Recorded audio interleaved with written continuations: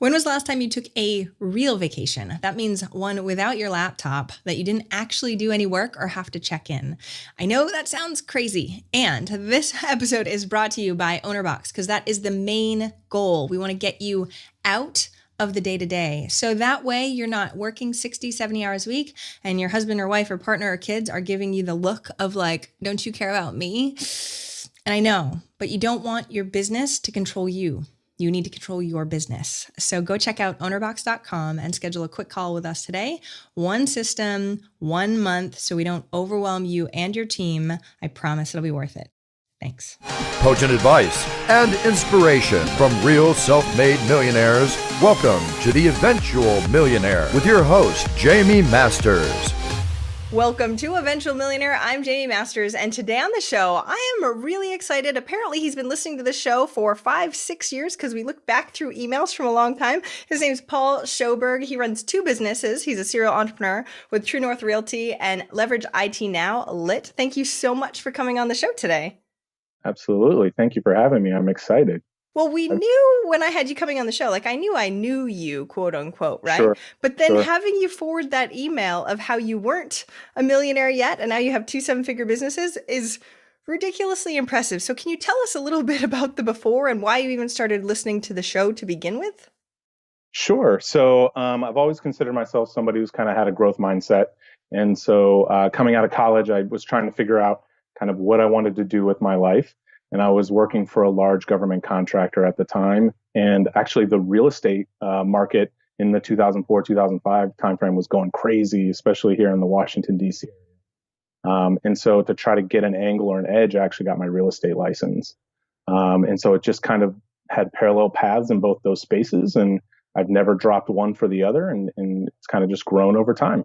So when you were in it, you were technically working for somebody else. How did you actually get out of working for someone else and Leverage IT, it's your own company and you got a lot of resources and a big team now. So how do you go and transition?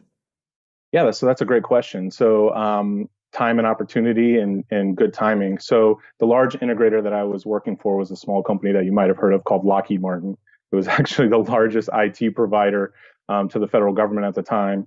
And they decided to sell their IT services business and kind of focus more so on what everyone knows them for, airplanes and helicopters and those type of things. So kind of in that intermediate turmoil time frame is kind of when I left and started my own company at that point. And actually my very first subcontract was right back with them. So that was kind of an interesting little thing. Well, what year was that? Because that's the funny thing too. When people leave, they're like, "Oh, how do you start from scratch?" And you're like, "Well, I kind of already knew all the people from before, right?" Yeah. So I started the company 2.5 years ago, a little more than 2.5 years ago. It'll be 3 years come January, and basically I bootstrapped it. And for the first 8 months, it was just me working and putting every dollar back into the business. And then I started staffing since then, and we've grown pretty significantly since then, 300% in the last 12 months alone. So. Okay, so let's walk through that just a little bit because that is kind of insane. I know you've been in the space before. When someone has the skill set before, you know sort of the ins and outs a little bit easier than starting in a brand new industry. Yeah. But still, starting from yourself and then growing, how many people on your team right now? Yeah, we're up to 9. Employee number 10 starts soon, and then we have about 12 in the pipeline. So. See? Okay. So walk me through what that's like, because I'm assuming that when you're just you, right, then you get another contract, you start adding it up. You're like, okay, I'm going to hire another person. How did you do the when to hire is the right time to hire? So I kind of have a different philosophy than a lot of people. A lot of people will leverage or use venture capital or some sort of outside funding. But I had made the commitment very early to kind of be bootstrapping this thing. And so basically, I had all the connections to get subcontracts, but in our space, actually, there's a shortage of people and engineers to do the work, especially with the right credentials and security clearances. So basically, it's slow growth model, finding the right people to fill the hard to fill positions for mostly our prime contractors. We support a lot of the large integrators, the Raytheons, the Northrop Grummans, the Lockheed Martins of the world. So were you really good at hiring before you started this, or was that brand like tell me more about that? Yeah, so we try to set a differentiator at Leverage Information Technologies where it's a people first model versus a mission first model. And so we're really focused on employee engagement, differentiator in this space. because we're in the business of protecting the United States from outside folks that might want to do us harm, it's often mission first. And in this space post September 11th, the funding has kind of decreased significantly, believe it or not. And so large companies and even smaller companies are having a hard time offering all the benefits and time off and all those things to their employees. So we really scaled everything back from an overhead perspective and really have been focused on a people first model, and it's been successful in recruiting. So hopefully you can get the better talent, which will retain longer. Therefore, okay. So you're building this for the long haul, which is, of course, what most entrepreneurs listening to the show should be trying to do, right? Not just trying to get people in, make much money, and then get them out. But how do you find, especially in your industry, can you walk me through sort of the step by step? Because it's tough to find regular good talent, let alone really good talent with a security clearance. Right. So I don't think I have any special sauce other than the fact that we're really focused on people who have significant careers for the most part and have worked for just a small amount of companies. So people who have proved that they have longevity in the business. I have resumes that come across my desk all the time. They've had 15 years of experience, but they've worked for 10 or 11 companies, right? And so that's not someone that I really want representing my brand, someone who's only going to be here for 1 year or 2 years and then move on to something else. So we're really focused on securing long-term subcontracts and then only hiring people who are looking really for a change, maybe a small company change. And so we're offering that and also just above average benefits and a really high touch kind of philosophy, even though the majority of our workforce is distributed onto customer sites and I don't have a physical location that actually supports them. Which is great for overhead, but not as good for employee culture. So that's right. So I have to double down. Fully down on a lot. So we're putting a lot of things in place, a lot of different tactics that I've learned from different industries, some from the restaurant industry. I actually had an interesting discussion with a woman who runs the largest janitorial service in Cincinnati, Ohio, and how she increased her employee engagement and drove higher retention. And so I'm just trying to take little hacks and little things from all over the place to be high touch, to be people focused. And really have a holistic view on the people that we're hiring, not just people that have the right skills and the right clearance, but people who are driven and people who want to do better overall in their life, right? Wake up the next day being a better person than they were the day before. Which are better to work with. Anyway, the fact that you got tactics from janitorial is also ridiculously impressive because their turnover and the types, because they usually pay a lot less. So can you give us some of the tactics that you've been pulling from other places and implementing? Sure. So there's an interesting book called Dream Manager, which is actually written about this particular organization. And I actually got to talk to the CEO and founder who the whole story is written about. But basically, they established a dream manager role, someone who meets with the employees often, a holistic view on the person to find out what the challenges were. And some of it was pretty basic from their point of view. Public transportation. Most of their employees were taking public transportation. And so if they could offer van service, it was increasing the likelihood of that person being able to make it to work. But probably that's something that's more analogous to us is people want to buy homes or people will have different goals in life, and just listening to those things and how the company can support them holistically, again, outside of just what they want to do technically at work. How do you manage all of that then too? Because everybody's like, oh, I've got goals, or the goals might be to leave here as soon as I can, right? Like, how do you actually help with that? Sure. So for example, honestly, it's listening. It's really good listening to your employees. So I had an employee last year, her and her husband, one of their life dreams was to go to the Indy 500. And I had no clue at the time how much it costs to go to the Indy 500 or anything like that. But for the business. In fact, she was the first employee we hired. So I also felt like really impassioned that she took the jump to join our team. And the tickets weren't all that expensive. And so I surprised them at our end of the year banquet with tickets to the Indy 500. That's not something anyone in our engineering space or anyone in our defense contractor space typically would do. It's funny when you think about how simple some of that, like my mom, I've told this story once before on the podcast. My mom used to be a secretary, or still is a Hmm. secretary at one company who didn't really care. This company, Right. who pays her pretty much the same, does so many things that she's like, they are the best company in the world. I'm like, the difference of what she's actually doing day to day is almost nil, but Right. they actually care. So how are you actually how did you find out that the woman wanted the Indy 500? In the quarterly reviews or just chatting with them? How do you actually cultivate that and pay attention? Yeah, we meet with them monthly, and then obviously I'm taking notes during that. And so there'll be more people doing it just besides me. Talking with the employees and that sort of thing. At our size now, it's definitely scalable for me to do it. But in the future, we're going to have a second tier of folks that buy into that same philosophy. And that's what we're really focused on. And then from a corporate perspective, there's other things. There's a gentleman named John Ruhlin that's got a great book called Giftology. And so we've implemented some of those things as well throughout the year, surprising our employees with gifts, not just on birthdays and holidays, but also random times throughout the year. So like, okay, give me, yes. So I love that book too. So give me a little Yeah. piece of that also. Cause I feel like, my love language is gifts. So I'm okay with that. I love getting random things in the mail from people, but I know a lot of people aren't receptive to that. So how have your people been really receptive to gifts instead of being like, oh, he's trying to buy me off again or whatever? You know what I mean? There's a lot of weird, if Sure. gifts aren't your shtick. I'm sure there's some employees that appreciate it more than others. But I think anyone can appreciate a kind note saying, how well they're doing and how much their work is appreciated. And if that sometimes comes with the gifts and sometimes doesn't, then it just works overall, right? So it's just a philosophy we believe in and something that we're implementing with the company and we plan to do as we continue to scale. Do you systemize this person? Because you're also running your company, right? So, Yep. so are you going, okay, this week I have to write Sarah a thank you note, and then I have to get so-and-so a gift for next week. And then how do you manage all of those different things? Yeah, in full honesty, I do have a virtual assistant Okay, who helps phew. me out with a ton of that. Yeah, it's not just me doing everything. She really helps me out in a lot of that arena and making sure I don't forget things. But I do have calendar notices for every employee for when they started with the company, so that I know their 1 year anniversary and I don't forget it. And then just through discussions, I really try to concentrate hard on who are important to them in their lives, their special teams, and kind of not necessarily what's going on with them, but what frame of life they're in.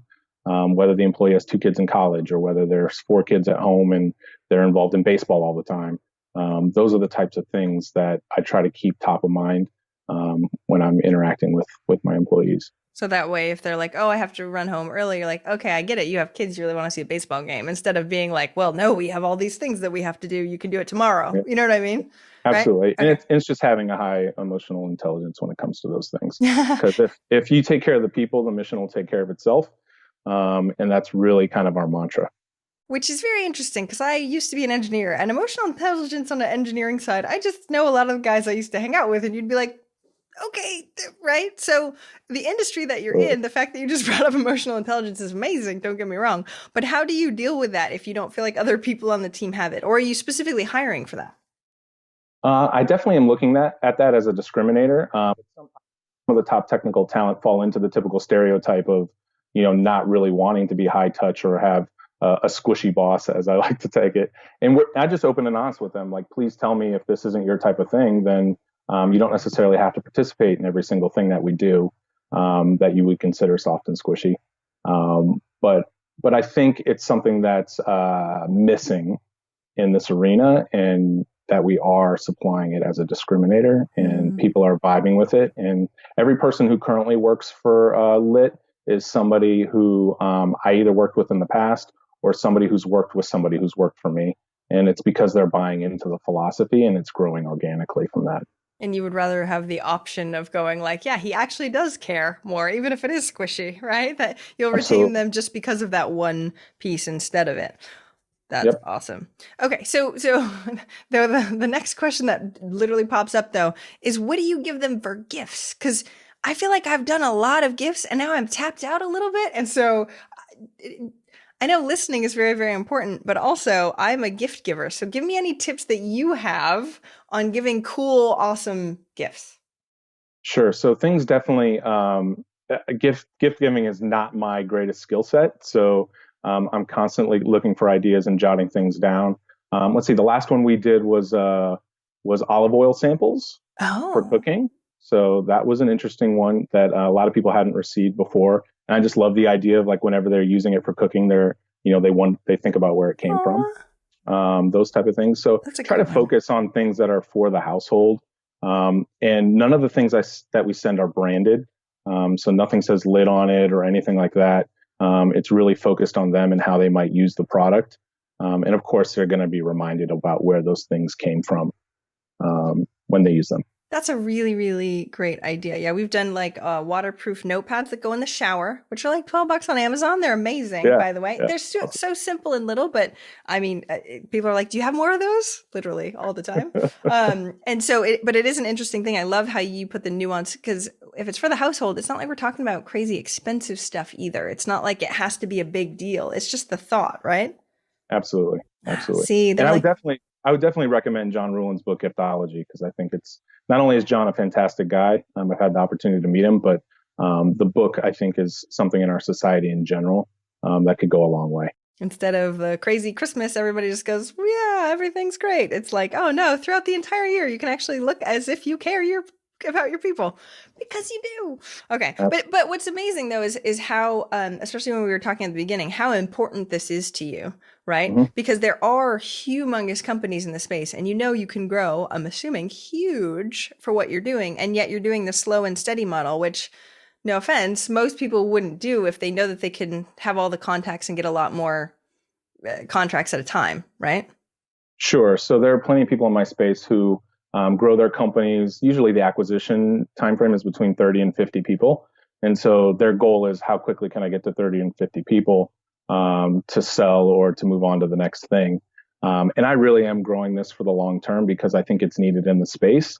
I'm a people person and I just happen to be planted in an engineering world. And so I'm just trying to do the best I can to kind of bring some sunshine to an area where I think has been, significantly beaten down over the last probably 5 to 10 years. Well, and how do you find those people that do have them, or how do you test for emotional intelligence beforehand? Because that's the other piece. Like we've got the skill set, we've got the credentials. They seem like their longevity is really, really good. But then like the personality and the culture and trying to get them all to jive together. How are you managing that? How do you hire for that? Yeah. So far it's basically good people know good people, right? Mm. So it's sharing our philosophy with the current employees and telling them like, our referral model is not based on how many people we can plug and chug through the company. It's based on quality and longevity. And in fact, in our space, it's quite common to give a current employee a referral bonus for having someone brought on, just a flat fee bonus, maybe $2,000-$3,000, something like that. But I think that incentivizes people to throw in as many resumes as possible. And so instead, we've chosen a model where for every year that you and that person are both employed with the company, you'll be paid out a bonus in perpetuity, as long as you're both working for the company, to prove that we're really set on longevity. And that's why we're hiring people. I have never heard that. So I used to work in tech and it was $3,000 a pop for a referral. And I remember and a TV, and I did like 4 or 5. And on my last day, I grabbed my TV and I was like, see you later, guys. Hope you work out 30, because it was like 30-day bonus, right? Take the money and run, right? I've never heard somebody actually paying attention to how long the employee is going to stay there and continue to give that. That's amazing. Yep. So we're definitely focused on it and using kind of our incentive packages and our employee engagement stuff to really back up what our vision for the company is. Mm. So I'm a firm believer in that. Like you can't say one thing and then have your systems set up for something else. How amazing. Integrity is a very important thing. But what to me, some people don't even realize that they're out of alignment of the way that they core or feel. It sounds like you are very in touch with that. Is that, and you're an engineer, which is usually counterintuitive. So has that been innate with you? Do you really try and make sure everything's aligned in your life? Most definitely. Like I kind of try to do that same thing across the board. But the things that I've kind of come up with are mostly because I really believe in community. And so I try to take things from a lot of different places.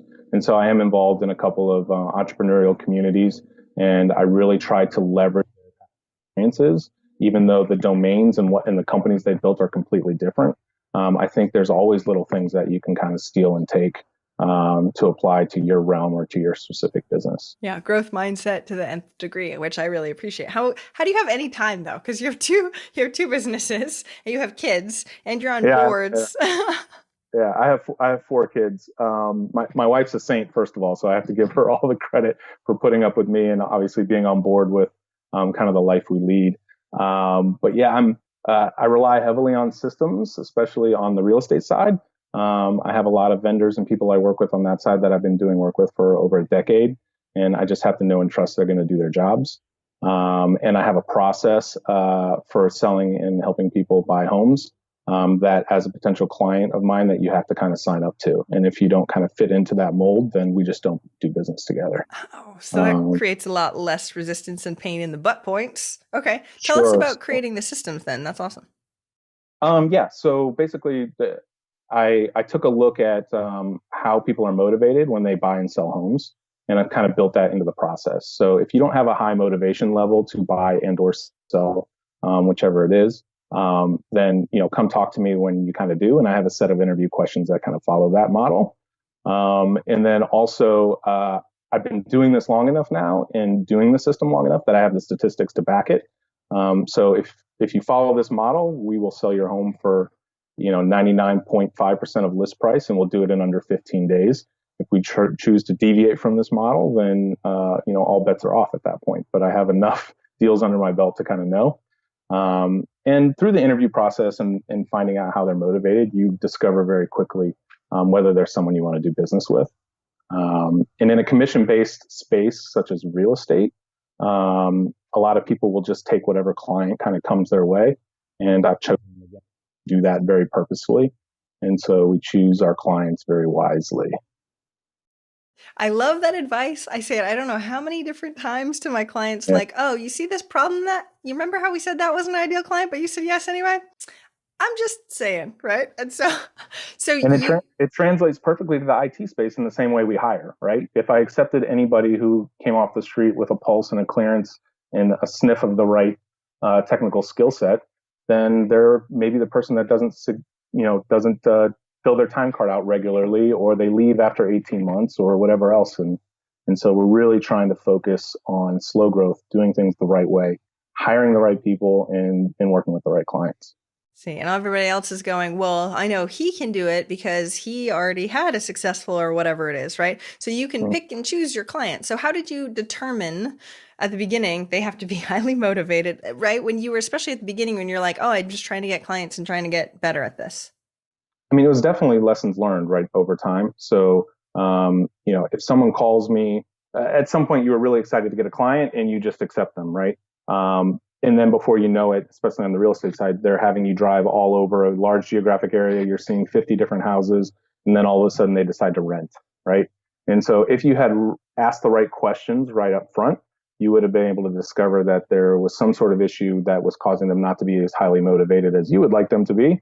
And you would not have wasted all that time and energy. And so from a buying perspective, I definitely look for highly motivated folks who are amped up to buy.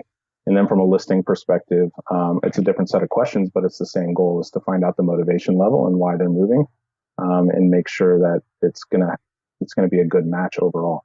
Can you give me some example? Because that's the other thing of going, okay, well, how do you determine that? Is it length? Because I know I see things where length of time, are you really ready to buy in 3 months, 6 months? Is that kind of it? Or what are some of the questions that you're asking to really determine that?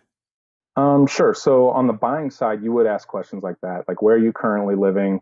When is if they're in a lease, right? When is their lease up?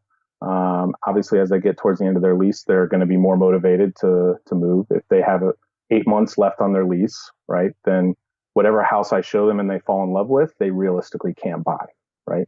And so we tell them that we don't want to show you properties that we can't have, that you won't be able to buy. I don't want you to I'd be a bad realtor if you fell in love with a property and you ultimately couldn't buy it, right? So I have to help you do all the due diligence up front to make sure that the properties we show you are ones that you can actually purchase at the time, whether it's due to timing, like an ending of a lease, or whether it's making sure they're fully qualified across the board financially and that their financing isn't going to fall through at the end, right? That's brilliant. I'm just thinking back when I was 19, I had I bought my first house at 19. My lease was still forever. And my real estate agent at the time goes, you can usually get out of leases. Just send them a letter, blah, blah, blah. Nope.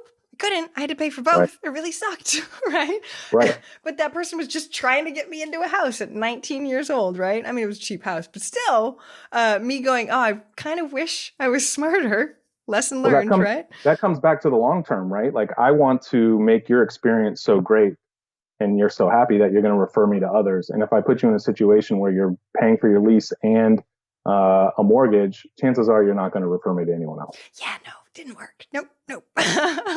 It is funny the way that you think about it though, because you're helping people better because you're able to fit the solution to exactly who they are instead of trying to just fit whatever solution you have to whatever they've got, and it kind of gets all cobbled together. And that's when you usually get the pain in the butts where I don't remember back when I was 19, but I'm sure I was not very nice. Like, right, as mean as I could be as a 19-year-old little kid, but you being able to have the integrity to go, hey, you know what, this timing thing isn't going to work out. How do you know that though, especially for somebody that wants 8 months and they're like, well, I really don't have a lot of time, so I'm going to be looking once a month or every, you know what I mean? Because people will fudge it because they do get excited. Yeah, I mean, you have to talk to them about really what their goals are. And, you know, if their goal is to be in a home and to be in a solid financial situation as they go through the process, then, you know, looking 8 months in advance is not the best idea. Maybe starting to look 3 months in advance or finding some happy medium there that will satisfy them is good. But a lot of it too is geography and making sure that they have where they want to look down to a decent geographic space and not all over God's creation. Maine is a very big place, exactly, and where you are too. And people, I had no idea. My best friend just became a real estate agent, and she's like, "I'm driving up there." I'm like, "Why are you doing that?" She's like, "They wanted to." That's not a good reason. No offense. I mean, it is if they're already your client, but the fact that you've already got the system figured out. How long did it take you to get this? You sound like a systems guy anyway, but how long did you get it to really be refined for this? Probably like 3 or 4 years. So I worked for a brokerage for the first kind of 4 years of my real estate career, and then I transitioned to True North Realty in 2009 and started my own brokerage. And so I always joke that I was working for the largest defense contractor in the world while I was running the smallest real estate brokerage in Northern Virginia, outside of Washington, D.C. So I saw the benefits of working for a big company and a small company at the same time. But once I stood up my own brokerage, I knew that I had to have some systems in place and things that I was going to do differently from the majority of the community. And if you kind of listen to what we said earlier, I did the same thing in the IT space. You're like, hey, worked there. Do it here. And that's the benefit of serial entrepreneurship, right? Of going, ooh, okay, I can see different industries too, because a lot of similar things work throughout and we don't talk to each other enough, at least in my opinion. So you've had a lot of experience. Are you sticking with two for a little while, or are you trying to do, right?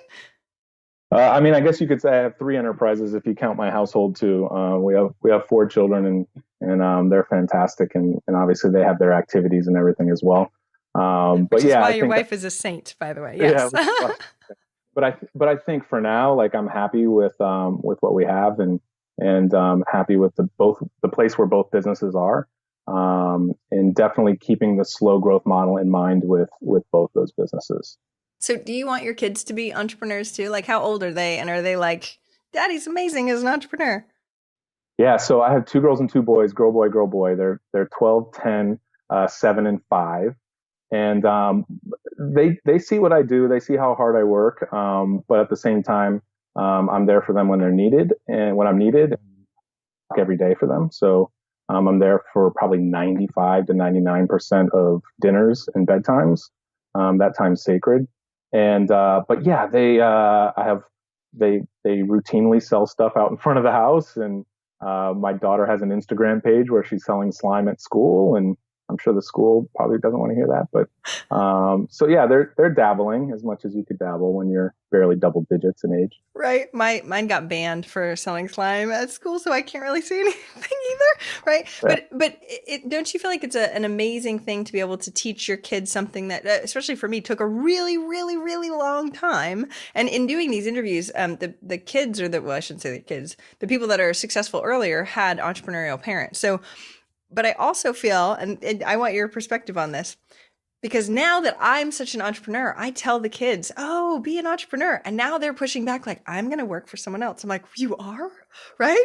So I'm trying to like chill. Do you feel like your kids, you won't push that on them, or you'll let them do their own thing? Or tell me your advice on what you're going to give your kids for advice. Yeah. So, I mean, obviously I'm going to let them know the options and the risks and rewards of it all. But I call myself a reluctant entrepreneur. My dad was a career Air Force military officer, and we moved every 2 or 3 years, and he didn't actually own a house until I was out of the house. So wow. The things that I'm doing, I basically pushed myself to kind of be a little more risky because, my dad was in a government job, was relatively safe, and so I definitely didn't get an entrepreneur bug from him, and from my family. It's just something that kind of naturally grew over time. And things that I listened to early in the late 2000s have really helped me kind of formulate that. So then, how did you get bit by the bug then? I think I saw through real estate initially the benefits of being able to have a small business. Originally from kind of like from a personal finance perspective, being able to do a SEP IRA, being able to put more money away pre-tax, those type of things kind of got me jazzed up. And I'm like, well, I don't have to retire at 65 years old. If I did it this way for a couple of years, I could retire at 55. And, now you look at the possibility of the dates moving in even more as you see what entrepreneurship has to offer and kind of having a high savings rate at the same time. I love that. That's where the engineer analytical guy comes out, and all your system. And this is what we do: 99.5% is right. And then, mathematically, it typically is better as an entrepreneur if you are willing to have the growth mindset that I think you definitely have in learning everything that you've done. I love this. I love seeing how, for me, doing the show, I love the stories. So the fact that I remember random Skype messages from you, no, not Skype, but Facebook messages and stuff like that, and emails from just like, hey, there's an update on this. Hey, there's an update on this. And I've been going, when are we going to have you on the show? And so while 5 or 6 years later, I've seen the progress of the entire thing and going and seeing you just do the work. Very easy for me to see. I'm not there every day with your poor wife going, oh, he's gone and doing all the work. But it's so impressive to just see the commitment, no matter what, to do whatever it takes, right? For the goal that you really, really want to have. And I just want to applaud you for that, because I'm sure not a lot of people are applauding you for the amount of commitment. And So 2 quick stories. Yeah. One, over my shoulder here is actually the dream board that my wife and I put together, right? Based on what we want our life to look like. If money was no option, money was no issue. And so we do that together, and all the activities that my family and that we do are driven by that dream board. So she's working just as hard as I am to make that happen. And that's kind of how we view it. And if something in my business life or something in our personal life falls out of alignment, then we rediscuss based on that dream board and kind of go from there.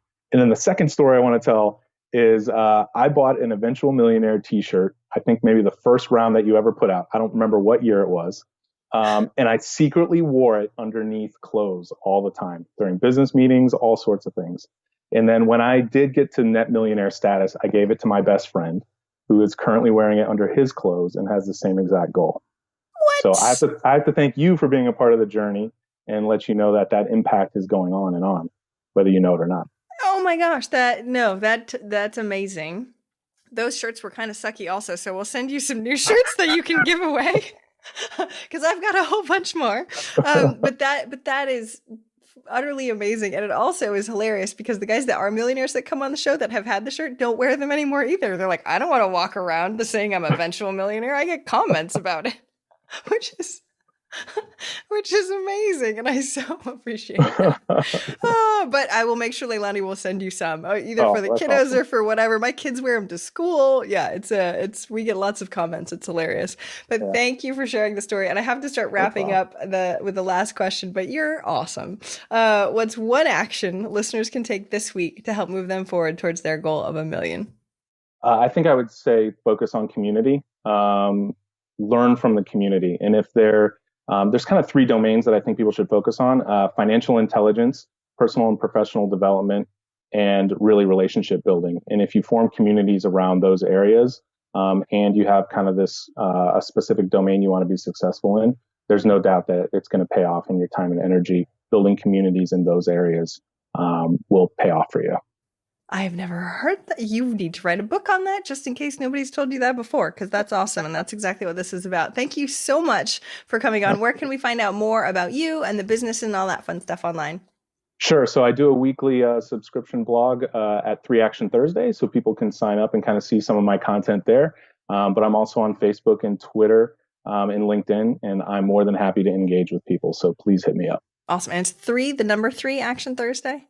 It's actually spelled out. Okay. THREE Action Thursday. Perfect. And we will definitely link it up. And I knew you should have been writing a book. Okay, good. I'm glad you're doing a weekly newsletter about some of this stuff. Thank you so much for coming on the show today. I really appreciate it. Thank you for having me. I'm so blessed to be here. Thank you. Thank you so much for listening. I hope you enjoyed that interview. And if you want to check out more amazing resources, I'm only curating the best of the best. Go check out eventualmillionaire.com. You can take the Eventual Millionaire quiz, figure out where you are in business and what you need right now. Plus, you can look at curated resources specifically for you on the new Start Here page. I'm so excited. Please join us. Please let me know if you need anything at all. I'm here for you. And have a fantastic day. Bye.